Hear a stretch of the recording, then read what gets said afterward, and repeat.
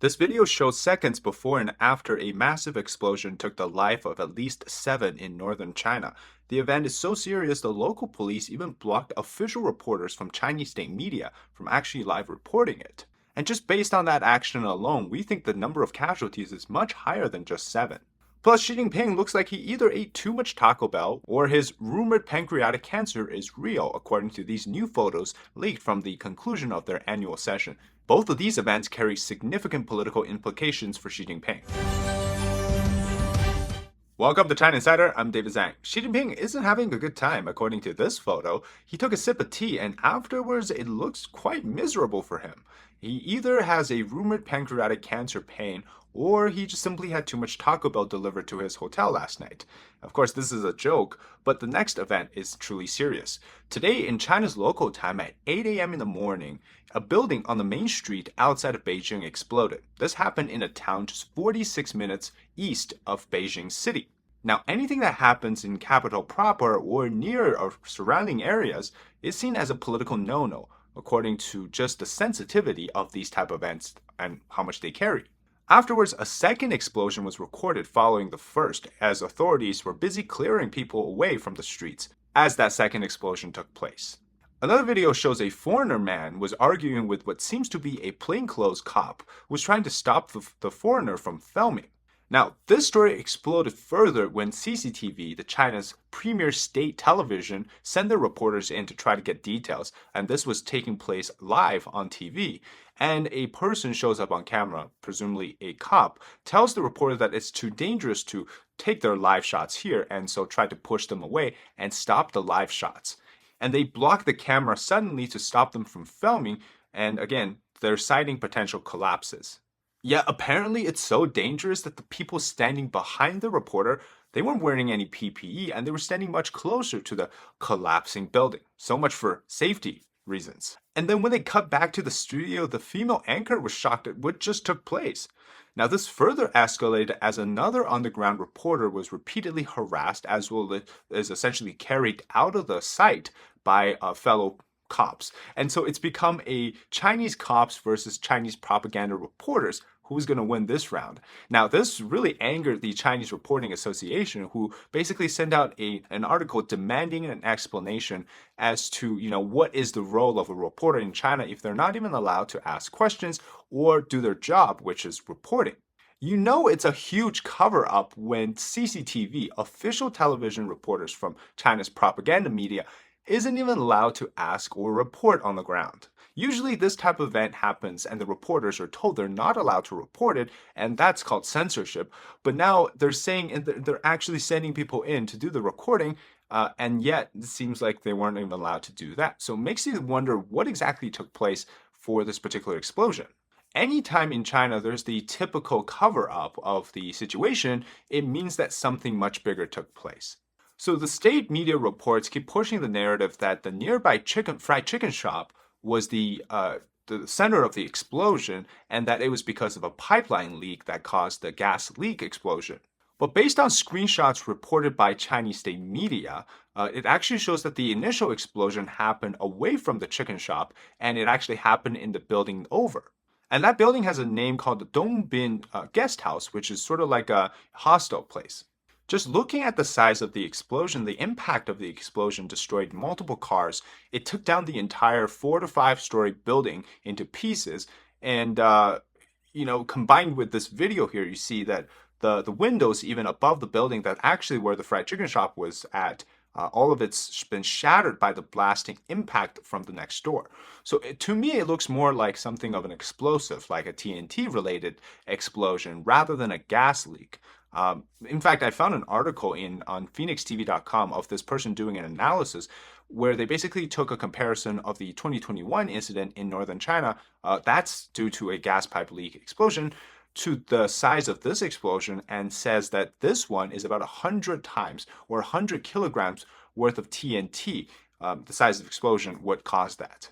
So far, the information suggests there's been 7 ended lives with about almost 30 injured from the initial impact and not so sure about the secondary impact or the second explosion. But we always have to question the authenticity of the numbers released by the Chinese officials. They usually always downplay the actual number of deaths and of course, in fearing of the social impact that it would carry if they had released the actual number. But also, this was the first time in which many Chinese state media watchers, audiences sitting at home, got to experience what basically happens to every dissident or justice seeking person when they deal with the authorities. They don't get an answer.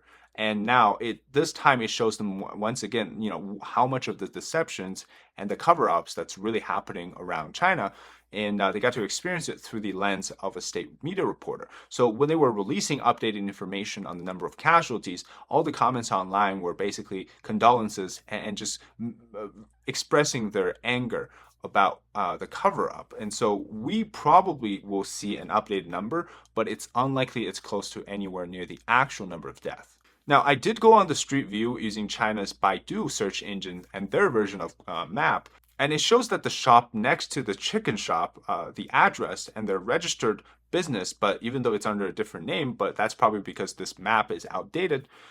But just looking at the distance between the two, you see where the actual building is that collapsed during the explosion versus the distance to the chicken shop. And just based on the real photos taken of the aftermath, it's very clear that the explosion destroyed this building instead of the building where the chicken shop was at.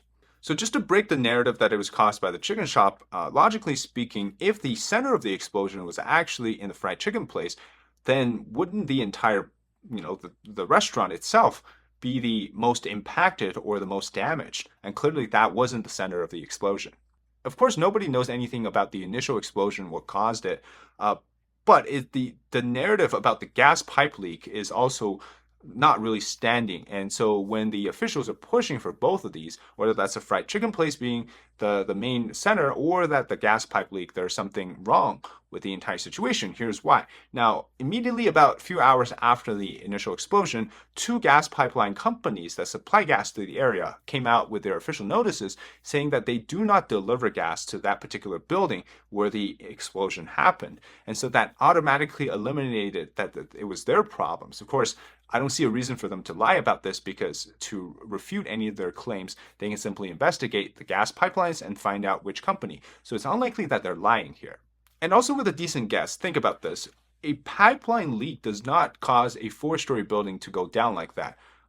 Think about it, right? Even if the building entirely was made of tofu-drag material, it's still unlikely that the gas explosion would do that. So it must be something bigger. But we can't rule out that the secondary explosion that we saw on video was caused by a pipeline leak. So the question becomes, for what reason does the officials have to skew the location, the cause, or just in general the narrative about the entire thing?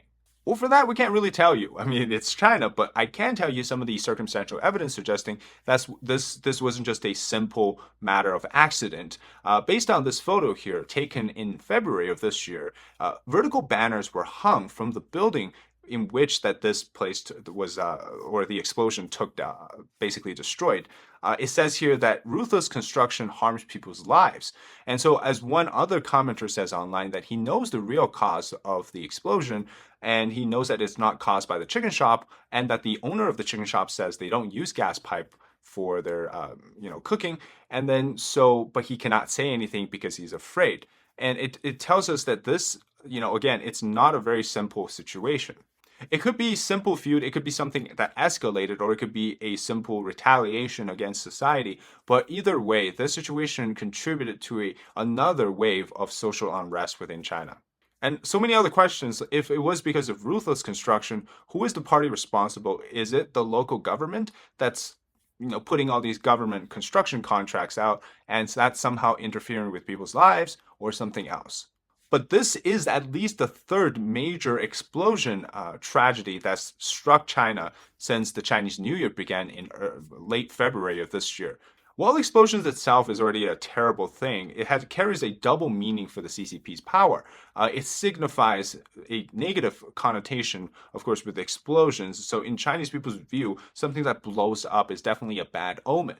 And because this took place 46 minutes outside of Beijing, it is considered a major political sensitivity point, in that this is basically, directed at Xi Jinping, directed at the CCP for something like that. So especially if this was caused by a human, whether that's a criminal intent or just retaliation for society, the fact that it happened so close to Beijing is it's a very important thing for the CCP to notice, and it's bound to add more pressure to Xi Jinping's attempt to rule for life. Of course, this isn't to say that it's going to dramatically change things, but it's one cover up added on to multiple other ones that you have to keep going.